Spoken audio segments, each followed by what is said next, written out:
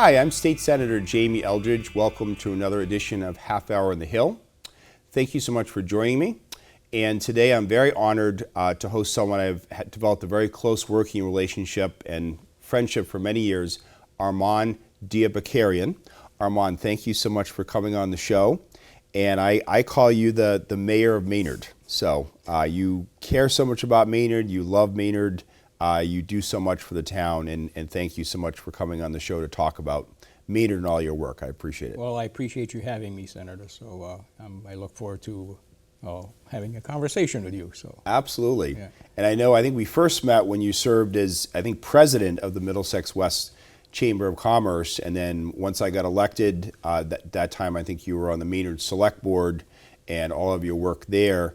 Now you are on, I think you said 4 or 5 different committees in Maynard, is that correct? That is correct, yes. Okay. Yeah. What are the different committees that you're on? Well, first and foremost, I love Maynard so much, and I think Yes. that's one of the reasons why I got involved, and I feel we're blessed to have so many great volunteers in our town. Mm-hmm. And I've taken more or less, I guess, focus on the economic development side, since my background has been in business. Mm-hmm. I felt that that's where I probably could make the difference.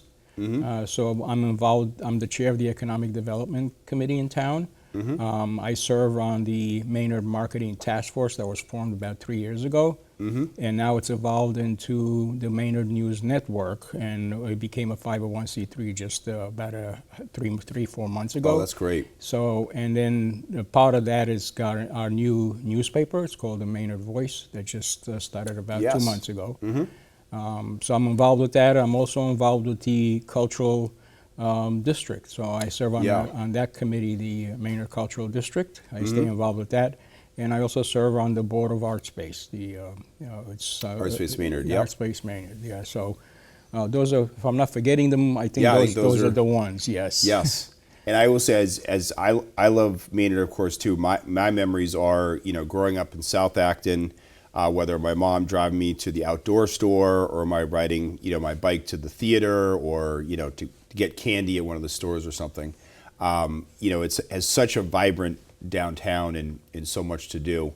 What drew you to Maynard? Like, what are the things you like about Well, Maynard? interestingly enough, when first back in 1996, I got promoted with the financial services company that I was with in New York. Mm-hmm. And we decided to find a community because we didn't know anybody.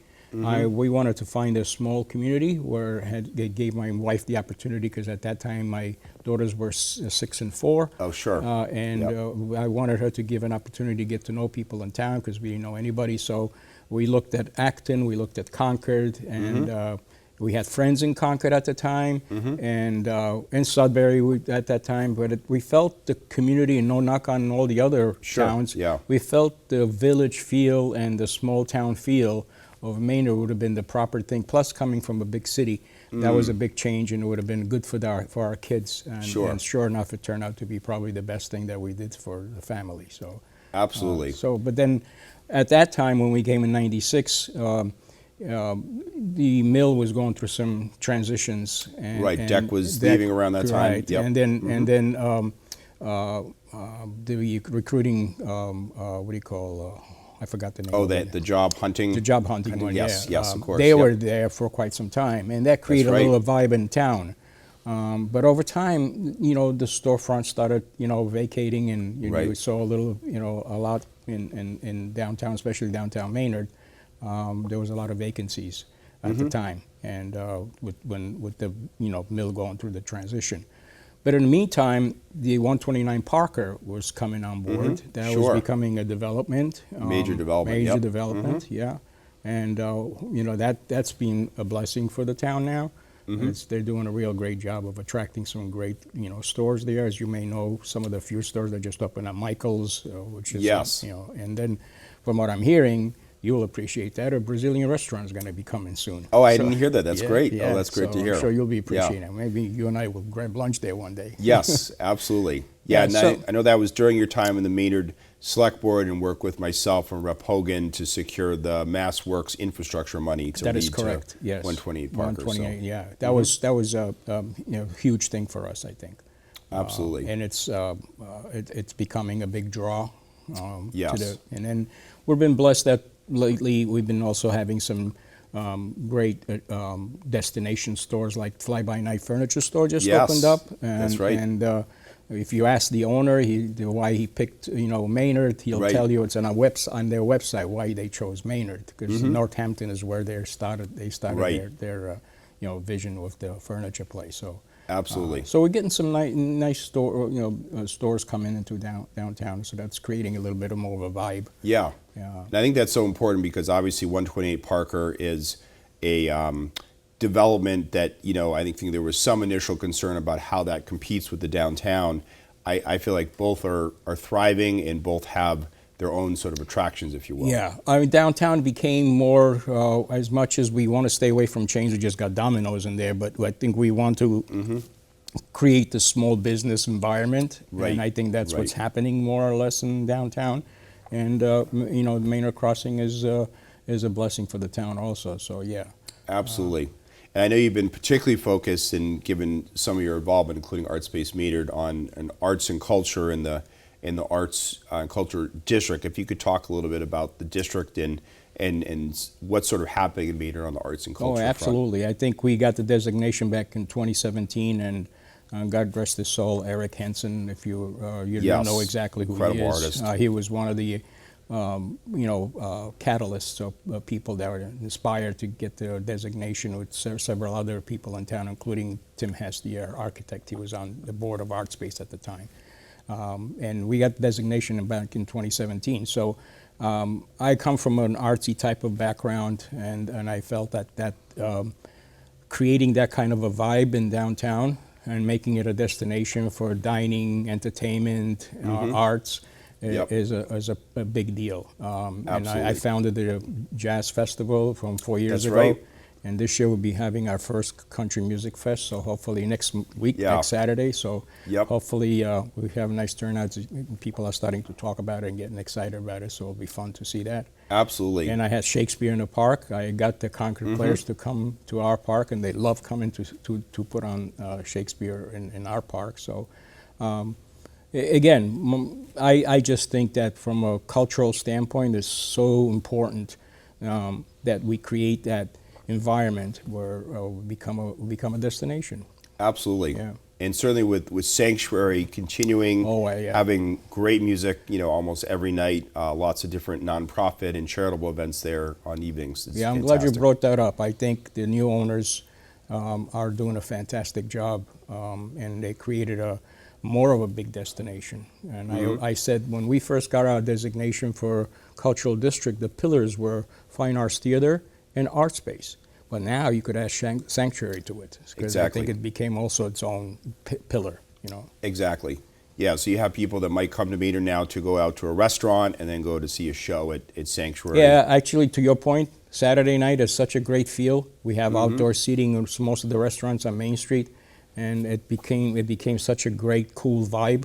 When people Yep. come to the Sanctuary, they'll have dinner, and you'll hear them talking, because I've been to some of the shows and events there, and most of the people that attend there are from out of Maynard. Yeah. They're not from Maynard; they're outside of Maynard. So, Right. So it's nice to. And that's a fairly new thing. Yes. Yep, Yeah. absolutely. And they talk about the restaurants they just went to and had dinner at, and how good it was, and Yep. so it's nice to hear that. Yeah, there's some amazing restaurants downtown Maynard. Yes. Yep, Yeah. absolutely. My friends that live in Acton and Sudbury said we eat. Right, they're jealous. Yep, We come and eat in downtown, Maynard. exactly. On the marketing front, I know you said you're on one of the marketing committees. What sort of things are being discussed to help further attract people to Yeah, come to Maynard? good question. When we first formed our committee, we were mostly thinking about marketing and promoting the town, including the schools, to the outside world, to the region, because a lot of times, unfortunately, including about schools and including about our town, there was a perception, and so we wanted to make sure that the people know that we're not your perception. So, Exactly. So we I would say started. the bumper sticker, Ole and Maynard. That's Yep, right. yep, Remember that? yep, Yes. Exactly. I have a mug, by the way, that just says that. Yep.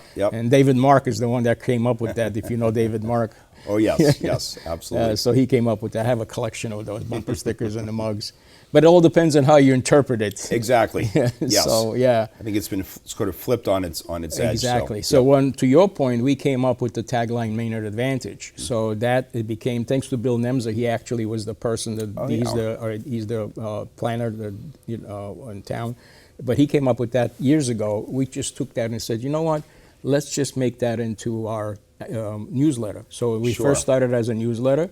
And we were mostly spotlighting things that are happening in town and promoting why you should move to here as a resident and as a business. And so it kind of served two purposes: to attract people to live here, and ironically, every time I go to farmers market and I participate in some of there's so many young professionals that come there, and they're telling us they're coming from Cambridge and Somerville, and they're moving from Belmont, and they all move here. And what is attracting them? It's that small village feel and the culture. And a lot of them have had that background. And I'm a good recruiter, and I recruited a lot of them to serve on some of the committees, because they get involved right away, which is kind of nice to see that. Absolutely, absolutely. I think what I also appreciate about downtown Maynard is there has been some more housing built, the multifamily or denser housing, often by Jimmy McDonald and a couple of developers, but that's really helped attract, more young people, as you said, more young professionals. Yeah, absolutely. I have a saying, build it and they will come. So Jimmy McDonald, to a degree, has done that. We have the, our split level zoning that we have in town. It's helping us. In the new building, as you could see, there's Jimmy McDonald's right on the water there on the river. Yes, the promenade is going to get built soon. Yes. And we have the new wine bar moving in. Wine bar, I saw the sign outside. Yeah, the barrels and vines. So it's going to be exciting to see that going in there too. So yeah, he's done a lot, and he's done a lot, and he's attracting more and more young people to live in downtown, including the manager for Fly By Night just moved in his building. So that's great. So he's close to walking distance now. Yeah. That is great. Yeah. So that is great. So he's done a nice job. He's probably one of our key developers, and now we're hoping that the old Fowler School, just a young developer, just bought that place, and hopefully we could turn that into And the Coolidge School building, housing is almost done, I think? Oh, yeah, all done. Yep. The only issue we have now going forward is with the water situation. And, And we're more or less on a holding pattern now because we don't have the water. And that's a concern of ours, because I would want to figure out how we're going to grow if we can't have that, available to grow. Exactly. Yeah. I know, talking to Maynard Town Hall, there have been literally some projects that haven't been able to move forward on housing because of the water infrastructure challenges. And Powder Mill Road, as you know, is going to get developed, and that's going to be a concern of ours. Hopefully we get some support from people like yourself and Kate Hogan, so that we could see some progress there. That would be important. As you know, it's important for housing. So absolutely. Yeah. I want to talk a little bit more about infrastructure. We're just going to take a break right now, half hour on the Hill, and we'll be back in a few moments. Thank you. So as a technical sergeant, E6. I served in Vietnam in 1969. I am a U.S. Army veteran. Have you ever helped a fellow veteran? Of course. Yes. Try to always be there for each other. I do my best reaching out to my brothers and sisters in arms. Have you ever asked for help yourself?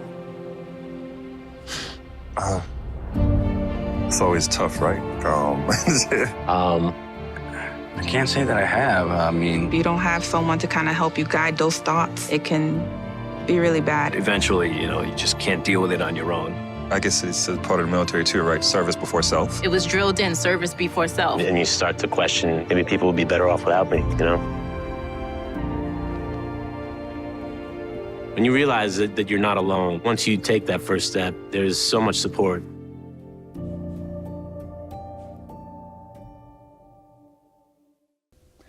Hi, State Senator Jamie Eldridge for the second half of Half Hour on the Hill. And Armand, we were just talking about infrastructure, and there's been some infrastructure investments in Maynard, but I know the water infrastructure, is a challenge, including to the future of Mill and Main, which I really see as the next phase for Maynard's future.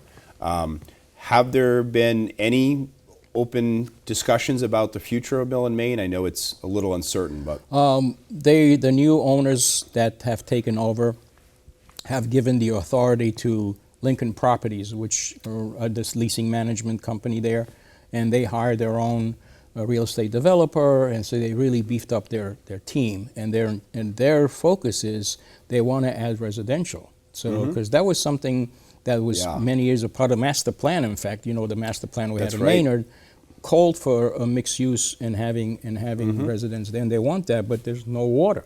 Yep. And they want to build not only within the mill, but also outside on Sudbury, you know, the Sudbury Road parking lot there. There is an opportunity. We told them since there is, they looked at neighbors, and Sudbury doesn't have it to give it because they're close to Sudbury. So we told them, why don't you tap into some of the wells? There's some wells back behind the fire station there. So I think they're looking into that. They're going to have to find a way to test it to see if there's any water there. But that'll be, that's right now, that's probably the only solution. Absolutely. Unless we get some, you know, MWRA to help us out with some water supply, which is going to take years before we even see anything from that. So exactly. And I know that there was just recently a $2.3 million grant from DEP to begin the process around, you know, looking at water infrastructure, including the PFAS issues that every community has. Yep. So that's a good start, but I know that there's a bigger plan. Yeah, and unfortunately, you know, the White Pond that was something that we thought we were going to be tapping into, and as you know what's going on there, so it needs to get cleaned up. So absolutely.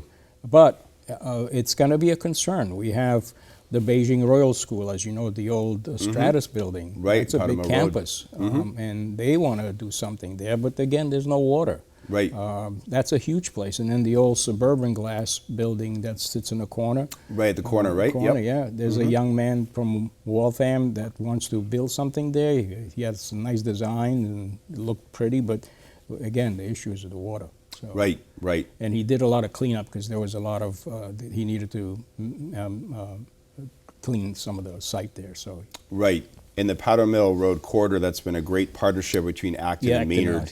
And you know, help secure grants for both towns, and I think kind of another next phase for and what I did is I initiated also a conversation. I reached out to the new economic development, Patricia Costa. She's fantastic. Yeah, she's fantastic. So we're meeting with Patricia Costa and Patty Sutherland.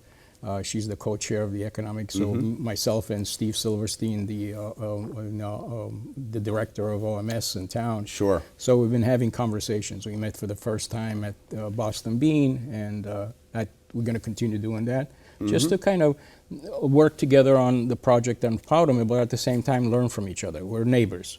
So we figure out what's working in your town and what's working in our town. We could maybe share some best practices. Absolutely, absolutely. I feel like you have such a unique set of skills, which you've used very well in all these committees and in a volunteer capacity to really be the strength of Maynard. And I know from when we recently had coffee together that you, and I didn't realize this, I obviously knew of your Armenian heritage, but I did not realize that your family were originally refugees from Romania. Correct. Yes. Yes, and I'm just curious, how did you get to America? How did you and your family get to America? Yeah, ironically, celebrating in September of this year, 60 years since I came to America. My goodness. Yep. Yeah, 60 years. In fact, when we moved to America, the World's Fair in Flushing Meadows was on. Oh my goodness. So yes. That's how far back I go. That's how young I am. So, yeah. So we. At the time, from Romania, we were as Armenians, and being an Armenian or Jewish at the time, you were allowed to migrate. Okay. And so we put in our papers to leave, and we were on a holding pattern for 5 years. And my mom was just, and in fact, my mom at that time, she was very nervous because my older brother was of age of military, and she definitely didn't want him going to the communist military. Romania then being a communist country at the time, right?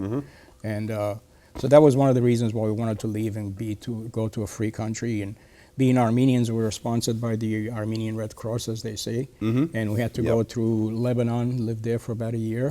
Fascinating. And gave up our citizenship, our Romanian citizenship, and we were waiting for sponsorship from here to bring us over to America, and we ended up in New York. So okay, in New York City, or New Yeah. York City. We were put up in a hotel for a while, and then we had to find an apartment. And the people that sponsored us, they had one two-bedroom apartment, and there was 5 of us and 3 of them.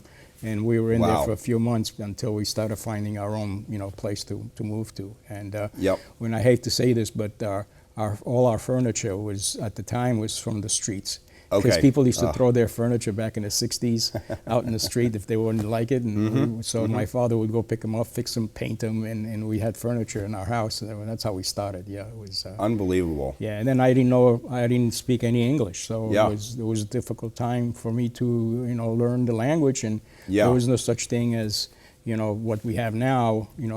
English as a second language or being immersed into something. Right. So How did you learn English? Yeah. It's interesting you say that. I was blessed. I had probably the only African American teacher in the entire school system, Mr. Hopkins, and he would give me a word every day. Okay. He'd say, go home and learn what the meaning of the word is and put it in a sentence.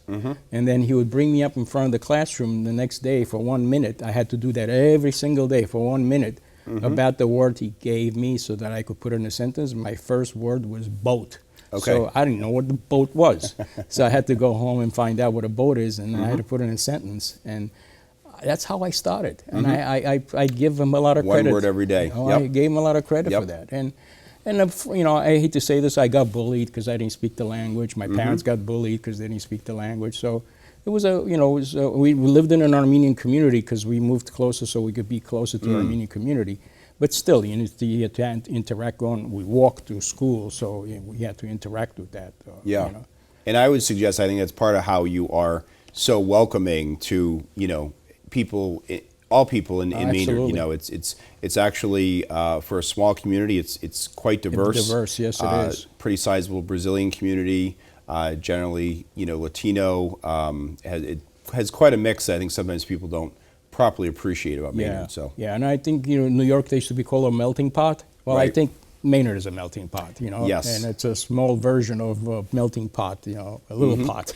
So, Absolutely. Yeah, but I agree with you, and I have a lot of respect for people that come and trying to make a living and make a better life, because you come into this country to make a better life. Basically, you're escaping from a place where life is not as good. So that's what we did. Absolutely. We came here for a better life. Yeah. And I have to say this, there's no other country like America. So, Exactly. to offer you the opportunities to be anything you want.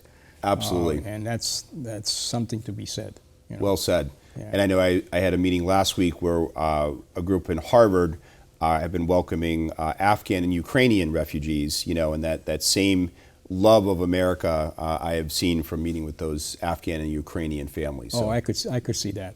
I mean, they're coming from a war-torn country, so are you kidding me? That's fantastic. Absolutely. Yeah, there is no place like this country that offers you the freedom and the opportunities to make your life the way you want to make your life. Absolutely. Yeah, there's no roadblocks. I mean, there's some minor stuff, but most of the time, I think you can make it happen if you're willing to work hard and make it work. Absolutely. And I think you said it perfectly about Maynard being a melting pot, not just of people, but, businesses, nonprofits, government institutions and contributions from people like yourself. So that's very, very exciting. Are there big next things you're hoping to see happen in Maynard, or what's on the horizon in your view? If we could solve the water situation, I think absolutely. that'll definitely open up the floadgates. No pun intended. Right, exactly. Yes. I just thought about that. No, that was perfect. Yep, right. No, improving the water infrastructure. Yeah. This session there is a environmental bond bill which reauthorizes more money for water infrastructure. I know there has been a conversation you mentioned earlier about the MWRA. Yeah, Justin DeMarco, the DPW director, has been participating in a lot of those meetings. Yeah. That is quite on the expensive side to hook up, so I know that's just preliminary discussions, but clearly the water issue needs to be addressed. Yeah, because I think we are making strides and improvements. I mean, in the 30 years that I've been in town, I've seen huge improvements in what kind of businesses that we have. But adding residential is crucial, as you know. And Yes. and I think Powder Mill is going to become the next development where something big is going to happen. On one side the zoning is for mixed use, and on another side is more residential. So I think they divide it in different phases or sections. For Right. that. Absolutely. Yeah. So I think that's on a big horizon. When you say that's going to be that probably go down the road from a big standpoint, that's going to be happening. Now, when it comes to nonprofits, as you know, I serve on a board of ArtSpace. And as you know, unfortunately, what's happening is with the grants there for cultural is drying up. Right, at the federal level, right. So we're a little concerned. In fact, we've been having a lot of meetings on an ongoing basis on how to find a way to get funding and keeping alive, because we moved from the old Fowler School to downtown. We created a nice little campus. And beautiful. it became, in fact, this Saturday, tomorrow we're having our reception. Grand opening, right? Yeah, The reception. and I'm sure Gail Yes. reached out to you. She did. I'll be me. there. Yep. So that's a fantastic spot for us. A little gallery that shows off all our talents for the artists. And from what I understand, people are shopping and buying art. And so, is that your first time gonna be there? First time at the new 15 address. Mason, Yes, yeah, exactly. yeah. Oh, yeah. Yep, and I You bought wait some till you art see there. that. The other place. Yeah, Yep. okay. So. Yeah, so it'll be nice to see you. It should be a nice crowd. Hopefully the weather's going to be nice. Absolutely. That is great. And then I will say, lots of conversation around transportation, micro transit, yes.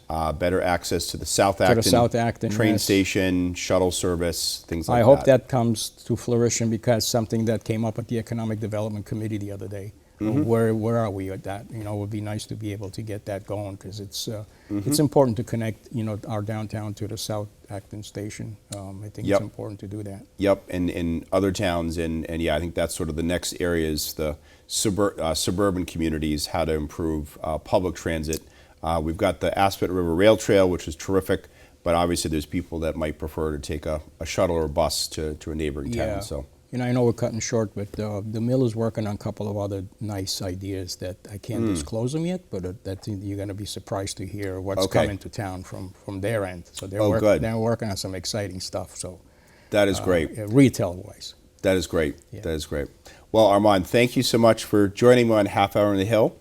It's been an honor to speak to you. Thank you very much. Thank you, Senator. And thank you for watching Half Hour on the Hill. This is State Senator Jamie Eldridge, and looking forward to further conversations. Thank you.